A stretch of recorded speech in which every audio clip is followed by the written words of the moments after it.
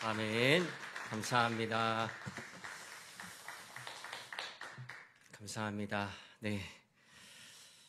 오늘도 예배 자리에 나오신 여러분 한 분 한 분을 주님의 이름으로 환영하고 또 축복합니다. 옆에 계신 분들과 오늘까지만 요 인사해도 되지 않을까요? 아직 새해 복 많이 받으세요. 네, 새해 복 많이 받으세요. 네, 환영합니다. 축복합니다. 네, 새해에도 하나님의 충만한 복이 여러분들의 삶 가운데 가득히 넘쳐나기를 소망합니다. 새해 첫 수요 예배 시간입니다. 오늘부터 신명기 말씀을 함께 살펴볼 예정인데요. 이 신명기 말씀을 통해서 우리를 향한 하나님의 마음이 무엇인지를 다시 한번 우리가 깊이 묵상하고 또 우리가 어떤 마음으로 하나님께 나아가면 좋을지를 말씀 가운데서 씨름하며 애쓰는 우리들의 믿음이 되기를 소망합니다. 여러분이 잘 알고 계시는 이야기입니다. 옛날 어느 마을에 청개구리가 살고 있었습니다. 그런데 이 청개구리는 아주 불효한 자식인지라 어머니의 말씀을 한 번도 곧이곧대로 들은 적이 없습니다. 늘 반대로만 행동하지요. 산으로 가라 하면 강으로 가고 강으로 가라 하면 산으로 갔습니다. 동쪽으로 가라 하면 서쪽으로 갔고 서쪽으로 가면 동쪽으로 갔습니다. 어머니는 이런 청개구리가 늘 불안했습니다. 그래서 세상을 떠나기 전 그 어머니는 청개구리에게 이렇게 유언을 합니다. 내가 죽거든 꼭 나를 산에 묻지 말고 저 맞은편에 있는 냇가에 묻어줘라. 늘 반대로만 행동하는 청개구리를 어머니는 잘 알고 있었고 막상 죽을 때가 되니 그 아들의 행동이 걱정되어 반대로 유언을 한 것이었습니다. 그런데 늘 어머니의 말씀을 안 듣고 반대로만 행동하던 청개구리도 막상 어머니의 죽음 앞에서는 매우 슬프고 후회되는 삶이었다라는 것을 깨닫게 됩니다. 그래서 청개구리는 어머니의 유언대로 어머니를 산에 묻지 않고 저 맞은편 냇가에 묻어드렸습니다. 그리고 비가 올 때면 저 냇가에 묻어드린 어머니 걱정이 되어 어머니의 무덤이 떠내려갈까봐 늘 울기 시작했다라는 청개구리에 대한 이야기를 여러분들 모두 잘 알고 계실 겁니다.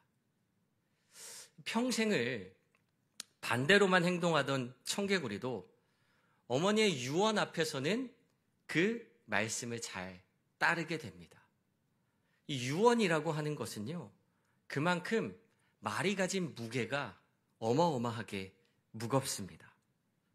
제가 이 유언 말씀을 드리는 이유는요, 우리가 오늘부터 함께 살펴볼 신명기라는 성경의 말씀이 가나안 땅을 목전에 둔 모세의 유언과도 같은 말씀이었다라는 것을 설명해 드리기 위함입니다. 장차 가나안 땅에 들어갈 그 후손들에게 꼭 전해야 하는 중요한 말씀들을 모세가 정리하여 이스라엘 백성들에게 마지막으로 고별 설교 형식으로 유언처럼 남겨두고 있는 메시지가 바로 이 신명기의 말씀입니다. 하나님의 인도하심을 따라서 애굽을 탈출한 이스라엘 백성들은 무려 40년 만에 드디어 하나님이 약속하신 가나안 땅을 그들의 눈앞에 두고 있었습니다. 오늘 본문 신명기 1장 3절 말씀을 세번역 성경으로 함께 보겠습니다. 함께 읽습니다. 이집트에서 나온 지 40년째가 되는 해의 11째 달 초하루에 모세는 주님께서 이스라엘 자손에게 말하라고 명하신 모든 것을 그들에게 말하였다. 그러니까 출애굽한 지 40년째가 되는 해 11월 첫째 날 모세는 이스라엘 백성들을 다 모아놓고 하나님께서 그들에게 말하라고 명하신 모든 것을 그들에게 말하기 시작합니다. 모세가 이와 같은 자리를 마련한 이유가 있습니다. 그냥 천천히 이야기해도 되는데 모세가 이스라엘 백성들을 다 불러 모아놓고 그동안 하나님께서 이스라엘 자손에게 말하라고 명하셨던 모든 것들, 그 중요한 하나님의 말씀을 다시 한번 차근차근 다 짚어가며 이야기하고 있는데 그 이유는 바로 모세는 하나님이 약속하신 가나안이라는 그 땅에 들어갈 수 없는 상황이었기 때문입니다. 이집트에서 이스라엘 백성들을 인도해낸 모세, 그리고 40년간 광야에서 그들의 지도자로 하나님의 말씀이 있을 때마다 그 말씀을 이스라엘 백성들에게 다 전했던 지도자 모세가 정작 그는 하나님이 약속하신 가나안 땅에 들어갈 수 없는 상황이 되었어요.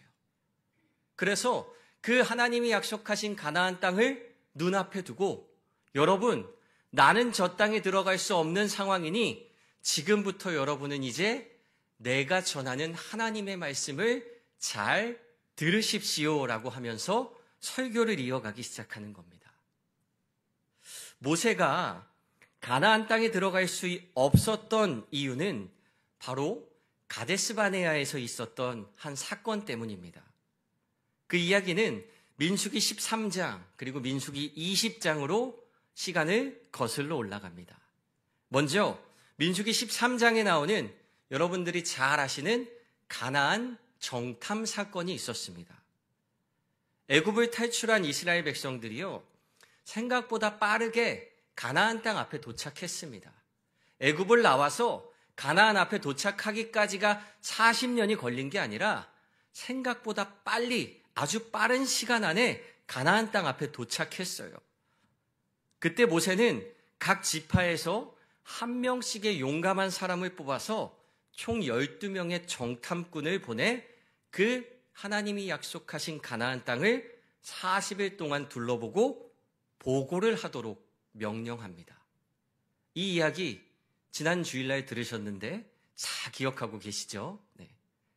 여러분들이 잘 아시는 것처럼 보고의 결과는 둘로 나뉘었습니다. 12명 중에 10명의 정탐꾼이 이렇게 보고해요.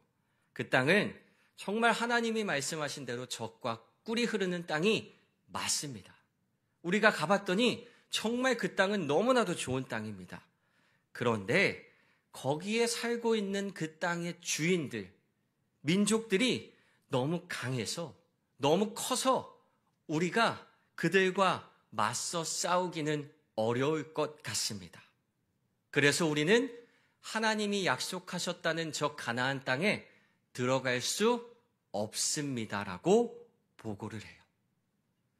반면에 남은 2명의 사람, 여호수아와 갈렙은 이렇게 보고를 하죠.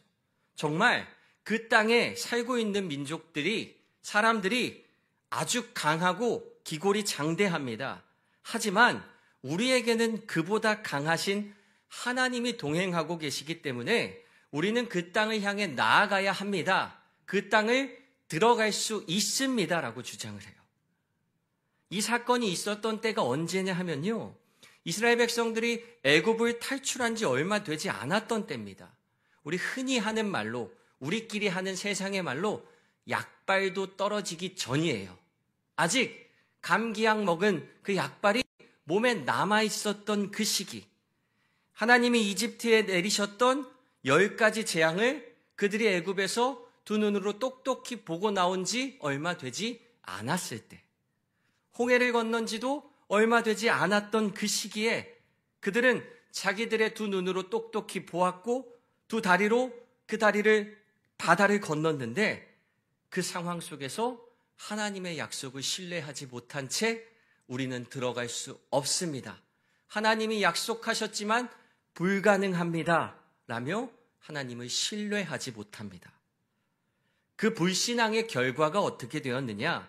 민수기 14장 29절, 30절 말씀에 하나님이 이스라엘 백성을 향해서 이렇게 말씀하십니다.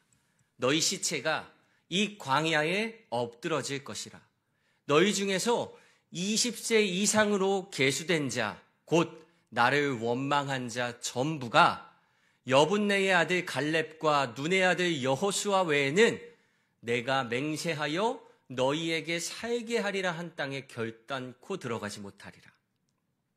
하나님께서 이스라엘 백성들에게 맹세하여 너희에게 거기서 살게 하리라, 너희가 거기 들어가서 죽게 하리라 하신 약속도 아니고 너희가 거기 들어가서 살게 하리라 한 땅에 결단코 들어가지 못할 것이다. 나는 너희들에게 이렇게 약속했는데, 맹세했는데, 내가 너희들을 그 땅으로 인도하기 위해서 여태까지 어떤 역사를 너희 눈앞에 펼쳐주었고 어떤 방법으로 너희를 여기까지 인도해냈는지 너희가 두 눈으로 똑똑히 보고서 그 땅을 들어가지 못하겠다고 이야기한다면 너희는 정말 그 땅에 들어갈 수 없을 것이다. 단호하게 말씀하세요. 그래서 여호수아와 갈렙을 제외한 출애굽 1세대는 모두 가나안 땅을 밟지 못하게 되었습니다. 그렇게 40년이 흘러버렸어요. 그리고 민수기 20장에는요, 모세와 아론이 가나안 땅에 들어가지 못하게 된 사건에 대한 이야기도 나옵니다. 때는 신광야의 가데스라는 지역에 도착했을 때 그들이 마실 물이 부족한 상황이었어요. 이스라엘 백성들이 그들이 늘 하던 대로 모세와 아론에게 불평을 하기 시작합니다. 여기 물도 없고 덥고 힘들고, 아니 여기 어떻게 살으라는 겁니까? 도대체 그냥 애굽에 있었으면 이렇게 물이 없어서 목말라 죽는 일은 없었을 텐데 왜 우리를 광야로 끌고 나와서 죽게 하느냐라고 하면서 반발하고 일어났어요. 그때 모세와 아론이 회막에 들어가 기도하기 시작합니다. 하나님, 이 백성들을 어떻게 하면 좋겠습니까? 그러자 하나님이 모세와 아론에게 그 방법을 설명해 주세요. 민수기 20장 8절 말씀에 이렇게 기록하고 있습니다. 함께 한번 읽어보겠습니다. 지팡이를 가지고 내 형 아론과 함께 회중을 모으고 그들의 목전에서 너희는 반석에게 명령하여 물을 내라 하라. 내가 그 반석이 물을 내게 하여 회중과 그들의 짐승에게 마시게 할지니라.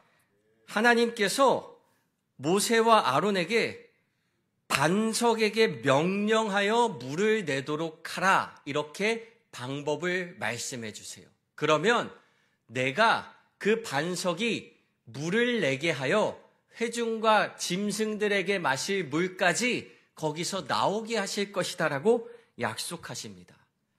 그런데 이 과정에서 모세가 하나님이 지시하신 대로 반석에게 명령해서 물이 나오도록 했습니까? 민수기 20장 11절 말씀을 보니까요, 모세는 하나님의 말씀을 지키지 않았습니다. 모세가 그의 손을 들어 그의 지팡이로 반석을 2번 치니 물이 많이 솟아나오므로 회중과 그들의 짐승이 마시니라. 정말 그 반석에서 물이 나오긴 했습니다. 하나님이 약속하신 대로. 그런데 물을 내는 과정에서 모세는 지팡이로 반석을 2번 내리칩니다.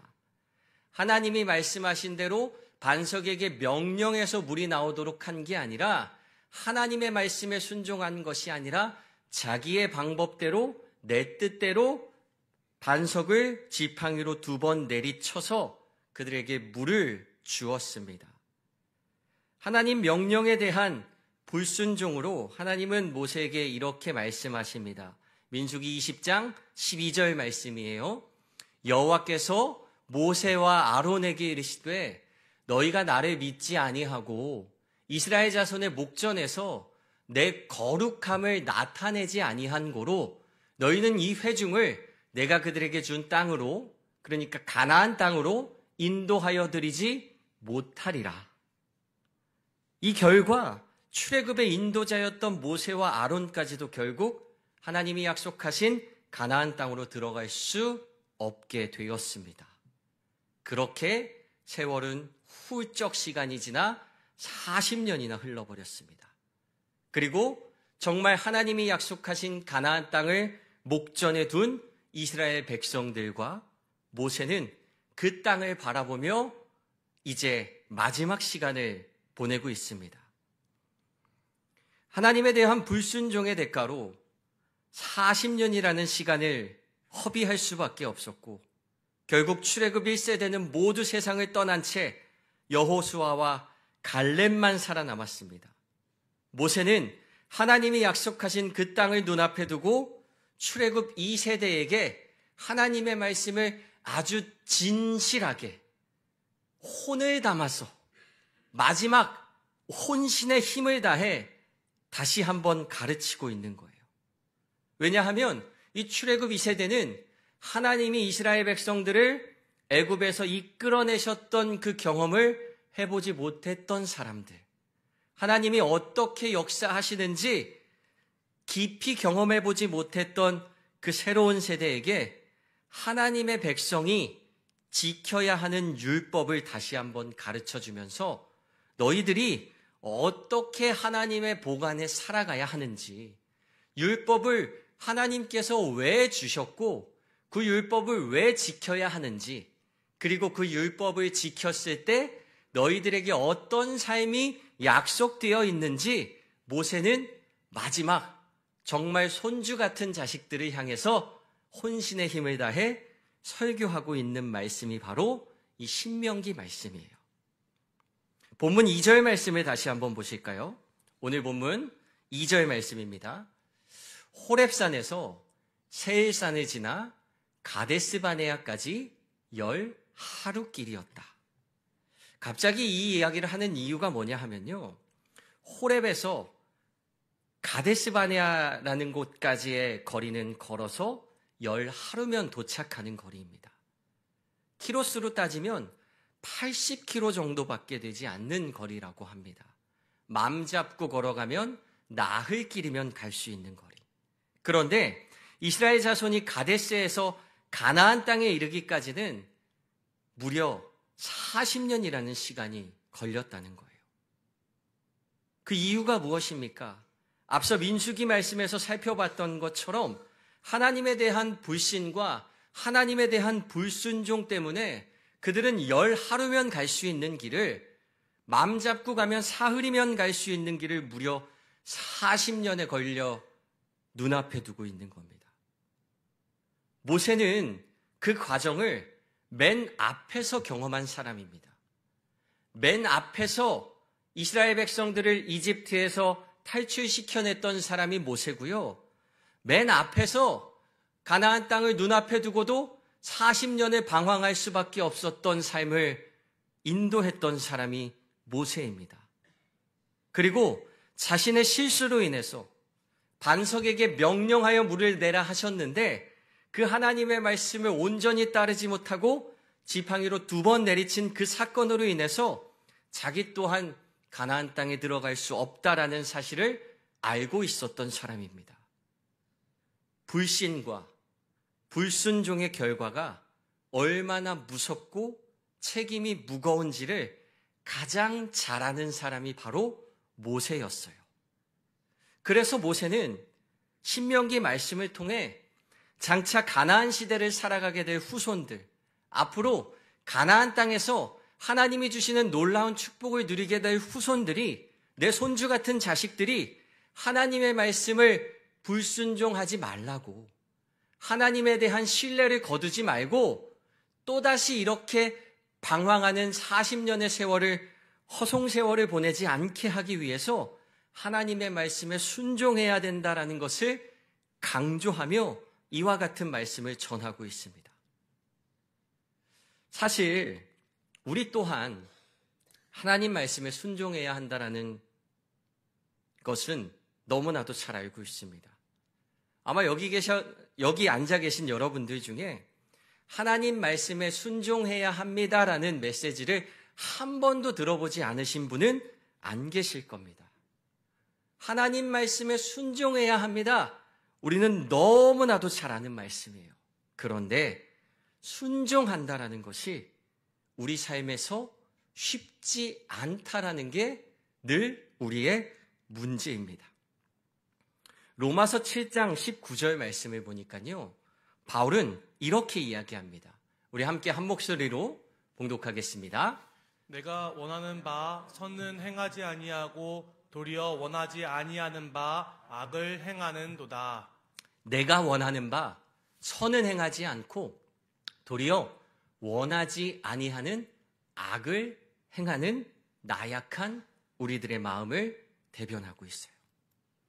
우리의 본성이 얼마나 유약하고 연약하고 악한지 머리로는 하나님 말씀에 순종해서 선을 행해야 한다라는 것을 아는데, 내가 원하는 것은 선을 행하는 삶을 원하는데 하나님께 순종하며 하나님에 대한 믿음을 가지고 하나님과 동행하는 삶을 원하는데 원하지도 않는 악을 행할 수밖에 없는 것이 우리들의 연약한 삶이라는 것을 바울이 고백합니다. 우리 마음은요, 자꾸만 악한 것을 따라가는 본성이 있습니다. 하나님을 의지해야 합니다. 우리는 늘 하나님을 의지하고 순종해야 한다라고 늘 말하고 고백합니다. 그런데 사람은요, 내가 할 수 있는 힘이 조금만 남아 있어도 하나님을 의지하려 하지 않고 나 자신을 의지하려 해요. 내가 할 수 있는 마지막 방법까지 다 사용해 보고 그것까지 안 되면 그때 하나님을 의지합니다. 우리는 자기 중심적인 존재입니다. 하나님 중심적인 하나님 백성이 되어야 하는데 우리는 늘 내가 할 수 있는 것, 내가 해야 하는 것, 나에게 더 좋은 것만 찾아다니는 그런 자기 중심적인 존재들이에요. 광야에 있었던 이스라엘 백성들도 그랬습니다. 그들이 할 수 있는 것이 아무것도 없을 때는 하나님을 붙잡고 의지합니다. 저 광야 한가운데서 며칠 동안 물을 한 모금도 마시지 못해서 드디어 몸이 다 말라 지쳐 쓰러지기 일보 직전에 하나님을 의지하고 더 이상 그들이 도망갈 길이 없는 저 홍해바다 입구에 이르러서야 하나님을 의지합니다. 그런데 조금만 내 힘으로 할 수 있는 일들이 생기면, 그 위기가 지나고 조금만 여유가 생기면 우리는 하나님을 잊어버린 채 나의 영광과 나의 능력과 나의 잘난 맛으로 이 세상을 살아가는 연약한 존재라는 거예요. 그 작은 틈이 생기면요, 하나님과 우리의 관계에 그 아주 작은 틈이 생기기 시작하면요, 그 작은 틈으로 불신과 의심의 싹이 트기 시작합니다. 다 죽어가던 노예였던 이스라엘 백성을 하나님께서 출애굽시키셔서 제사장 나라로 세워주셨습니다. 제가 수요 예배 때마다 말씀드렸지만 노예는 가장 낮고 천한 사람들, 제사장은 가장 높고 고귀한 사람들, 하나님이 저 이집트의 노예였던 이스라엘 백성들을 그들의 능력과 그들의 재능으로 제사장을 만드신 것도 아니고 그냥 하나님이 그들을 이렇게 통째로 떠서 제사장으로 만들어 주셨어요. 그들이 할 수 있는 건 아무것도 없는데 온전히 하나님의 힘으로 그들을 그렇게 만들어 가셨습니다.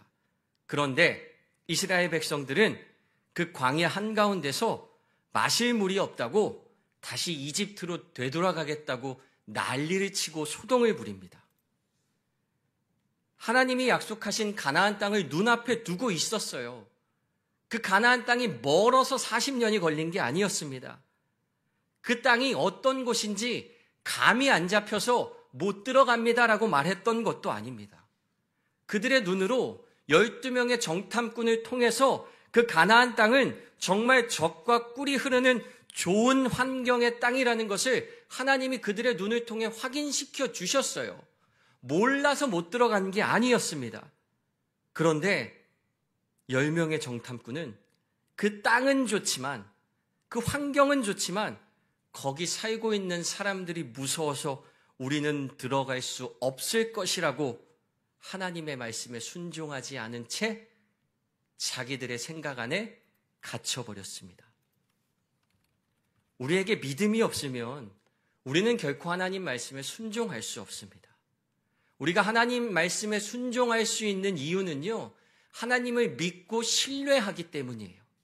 이스라엘 백성들이 가나안 땅에 그때 들어가지 못했던 이유는, 순종하지 못했던 이유는 하나님을 향한 믿음이 없었기 때문입니다. 하나님이 인도하신다 하셨는데 맹세하셔서 그 땅에서 너희가 살게 하리라, 너희가 하나님의 영광을 누리게 하리라 약속하셨는데 믿음이 없으니까요, 그 좋은 땅을 눈앞에 두고도 순종하지 못하는 어리석은 실수를 범하고 맙니다. 여러분이 잘 아시는 믿음의 조상 아브라함은 어땠습니까? 하나님 아브라함에게 이렇게 말씀하세요. 너는 너의 고향과 친척과 아버지의 집을 떠나서 내가 너에게 보여줄 땅으로 가라.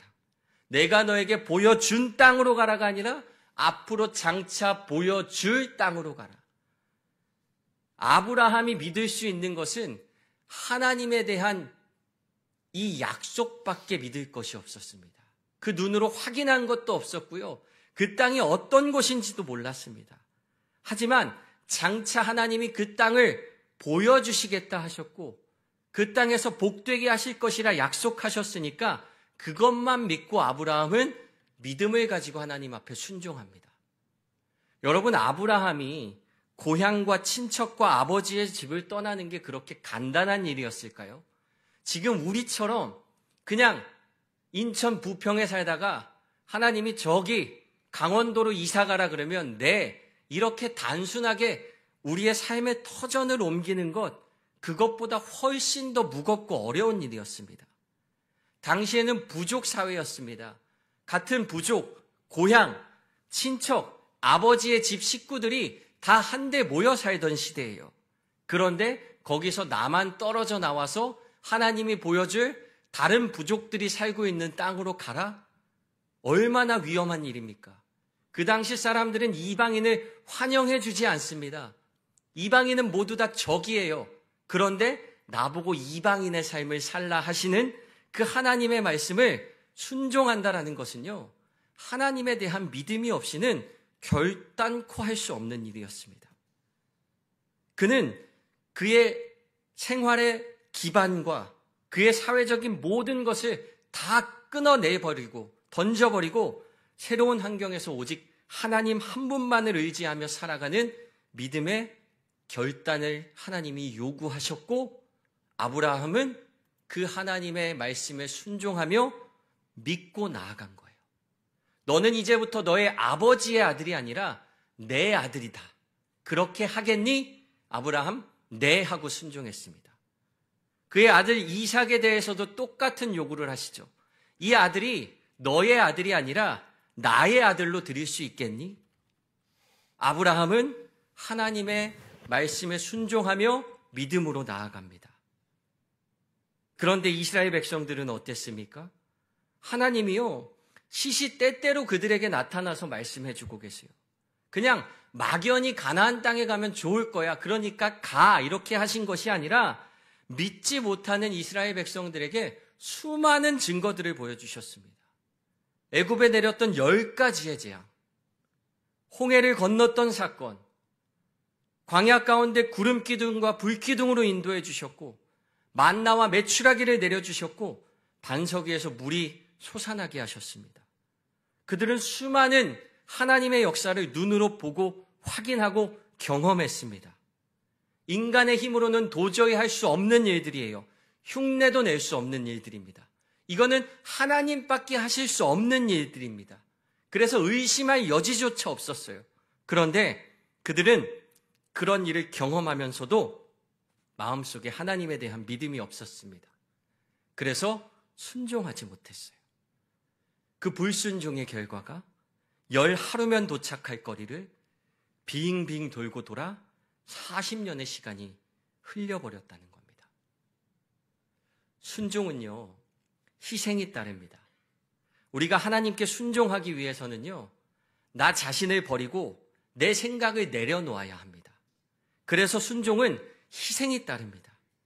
우리가 하나님께 순종하기 위해서는요, 내 시간도 드리고 내 힘도 드리고 내가 가진 에너지를 하나님께 드려야 합니다. 그래서 순종은 희생이 필요합니다. 물질적인 희생도 필요하고요. 때로는 내가 편안하게 살고 있는 나의 안전한 공간, 나의 편안한 삶, 나의 좋은 사회적인 관계도 다 포기해야 할 만큼 하나님을 향한 순종을 드리기 위해서는 희생이 따릅니다. 그래서 사람들이 하나님 앞에 순종하기 전에 주저주저 합니다. 왜냐하면 희생이 따르니까. 당장 하나님 말씀에 순종하려면 내가 손해보는 것들이 생겨나기 때문에. 그런데 우리 믿음의 사람들은요, 순종이 하나님 앞에서 희생으로 끝나지 않고 손해로 끝나지 않는다라는 사실을 기억해야 합니다. 순종이라는 것은 우리를 향한 하나님의 거룩한 계획과 인도하심에 동참하는 일입니다. 하나님께서 얘들아, 내가 너희들을 저 좋은 곳으로 데려갈게. 자, 손잡아. 할 때 하나님의 손을 잡는 게 순종이에요. 그런데 그 손을 잡고 가려다 보니까 내 걸음으로는 조금 버겁게 느껴질 때도 있고 내가 가고 싶은 길로 하나님이 가지 않으실 때가 있어요. 아이들 보면요, 눈 왔을 때 우리 어른들은 눈이 이렇게 길에 소복히 쌓여 있으면 어떤 길로 갑니까? 눈이 최대한 안 쌓여져 있는 길로 가요. 그런데 저희 아이 손을 잡고 갈 때 저는 항상 눈이 없는 길로 가는데 이 아이는 항상 눈이 제일 많은 길로 가더라고요. 그러니까 아빠랑 같이 손잡고 가는 게 재미가 없어요. 그런데 이 아이를 그렇게 인도하는 이유가 무엇입니까? 넘어지지 말라고. 그 눈 밟고 넘어지거나 다칠까봐 가장 안전한 길로 이끄는 게 아버지의 마음입니다. 하나님은 우리를 그런 방식으로 인도하고 계세요. 하나님의 거룩한 계획과 하나님의 인도하심 가운데 우리는 예하고 손잡고 동침만 하면 됩니다. 그렇기 때문에 하나님께 순종하는 것이 결코 손해로 끝나지 않고요. 우리들의 희생으로만 끝나지 않습니다. 순종은 오늘 설교 말씀의 제목처럼 축복입니다. 새해에 새로운 마음으로 여러분들께서 어떤 일을 하시고자 하면요, 반드시 시험이라는 게 옵니다. 내가 뭔가 새로운 마음을 먹고 뭔가를 도전하려고 하면요, 꼭 시험이 와요. 그래도 여러분, 하나님께 순종하며 그 시험을 이겨내는 여러분들이 되시기를 축복합니다. 아무 일도 안 하는 사람에게는요, 시험이 오지 않습니다. 만약에 여러분이 사탄이라고 생각해 보세요. 표현이 좀 그런데 제가 만약에 누군가를 넘어뜨려야 되는 사탄이라면 아무 일도 안 하고 가만히 있는 사람 괜히 시험 주지 않습니다. 괜히 쟤 건드렸다가 저거 그냥 각성해서 하나님 잘 믿으면 안 되니까 그냥 그대로 잠자고 있으라고 가만히 둬요. 이집트의 노예로 살던 이스라엘 백성들에게는요, 큰 시험거리도 없었습니다. 그런데 뭔가 결단해서 새로운 일을 하고자 할 때 하나님의 인도하심을 따라서 새로운 도전을 시작한 그 광야에서부터 시험이 일어나기 시작하잖아요. 우리가 뭔가를 결단하고 하나님을 의지하기 시작하면요, 그때부터 시험이 뒤따라오기 마련입니다. 왜냐하면 우리와 하나님과의 관계를 방해하는 게 사탄의 역할이니까. 하나님과의 관계에 아주 작은 균열이라도 생기게 해서 그 틈을 비집고 들어가서 아주 집요하게 공략하기 시작합니다. 내가 뭔가 교회에서 일을 잘해보려고 해요. 내가 올해부터는 믿음 생활 잘해보려고 하는데 내 마음을 기분 나쁘게 하는 일들이 생깁니다. 다른 사람의 의미 없는 말 한마디가 계속 귓가에 들려요. 아, 저 권사님 나한테 왜 그렇게 말씀하셨지? 아, 저 집사님은 나한테 왜 이런 의도로 얘기하는 걸까? 근데 가만 보면요, 그냥 별 의미 없는 말이에요. 그냥 흘러가는 말일 뿐입니다. 살다 보면요, 얼마든지 생길 수 있는 일들이 있어요. 우리 길 가다 넘어질 때 있잖아요. 저도 오늘 이렇게 뭐 일하다가 저 기둥에 머리를 2번이나 세게 부딪혔어요. 근데 괜히 뭔가 기분이 안 좋고 이 마음에 시험이 들기 시작하면요, 야, 내가 하나님 앞에서 열심히 일하려고 그러니까 막 머리도 2번씩이나 부딪히고 안 좋은 일이 생기네. 길 가다 넘어지고 감기도 걸리고 독감에 걸리고 코로나가 오고 그런 마음 가운데 우리의 마음을 추스르지 못하고 계속 흔드는 것이 사탄이 우리를 공략하는 방법입니다. 여러분이 잘못하셔서 그런 일이 일어나는 게 아니라, 여러분이 속이 좁아서 내 마음에 상처가 생기는 게 아니라, 여러분이 유약해서 누가 흔들면 시험에 드는 게 아니라, 그냥 사탄은 시도 때도 없이 내가 하나님께 가까이 갈까봐 우리 곁에서 그렇게 자꾸만 걸려 넘어지라고 뭐라도 계속 하나 던져놓고 뭐라도 우리를 유혹하기 위해서 계속 시험을 줍니다.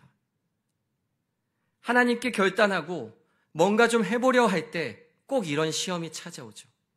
목사인 저 역시 그 시험에서 자유롭지 않습니다.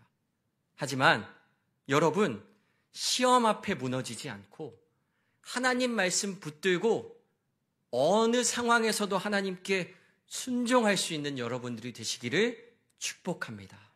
하나님 말씀이니까 당연히 순종해야죠. 그런데 하나님이 우리에게 요구하시는 순종은요, 강압적인 순종이 아니에요. 하나님이 우리 막 겁주셔서 야, 너 내 말 들을 거야, 안 들을 거야? 이러면서 순종해! 라는 강압적인 순종이 아니라 하나님이 얘들아 가자. 내가 너희들을 하나님 나라로 이끌 거야. 나와 함께하는 영원한 평화의 나라, 하나님의 충만한 복이 가득한 그 하나님 나라에 너희들을 인도할 텐데 내 손 잡고 가지 않겠니? 하나님은 이렇게 우리들에게 늘 손 내밀고 계세요. 그런데 그 손 잡지 말라고. 우리가 그 손 잡고 하나님 나라 가서 복을 누릴까 봐 사탄은 우리를 시험하고 넘어뜨리려 합니다. 여러분, 시험 앞에 무너지지 않고 하나님 말씀에 순종하며 주님이 인도하시는 축복의 길에 동참하는 여러분들이 되시기를 소망합니다. 순종은 절대 희생이 아닙니다. 순종은 절대 손해가 아닙니다. 순종은 축복입니다. 때론 하나님의 말씀에 순종하기 위해서 내가 손해보는 것처럼 느껴지고 희생하는 것처럼 느껴지지만 마지막에 계산기 놓고 계산기 두드려 보면요, 절대 손해가 아니고 절대 희생도 아닙니다. 축복이라는 사실. 그 사실을 기억하면서 올 한 해도 하나님 안에서 충만한 복을 누리는 여러분들이 되시기를 소망합니다. 그리고 하나님 말씀에 순종하며 나아갈 때에 그 놀라운 복이 여러분의 삶에 가득히 임하시기를 축복합니다. 기도하겠습니다. 사랑과 은혜가 많으신 하나님, 2025년 새해를 우리에게 허락하시고 새해에도 변함없이 하나님의 귀한 백성으로 주님 앞에 모여 예배할 수 있도록 인도하여 주시니 감사합니다. 주님, 이스라엘 백성들이 하나님이 허락하신 그 약속의 땅으로 나아가고 있습니다. 그런데 그 과정 가운데 하나님을 신뢰하지 못하고 그 말씀에 순종하지 못해 무려 40년이라는 긴 세월 동안 광야를 방황했던 이 내용을 우리가 함께 살펴보고 있습니다. 하나님, 순종하는 것이 쉽지 않지만 하나님을 향한 온전한 믿음으로 주의 말씀에 순종하며 나아갈 수 있는 복된 저희가 되게 인도하여 주시옵소서.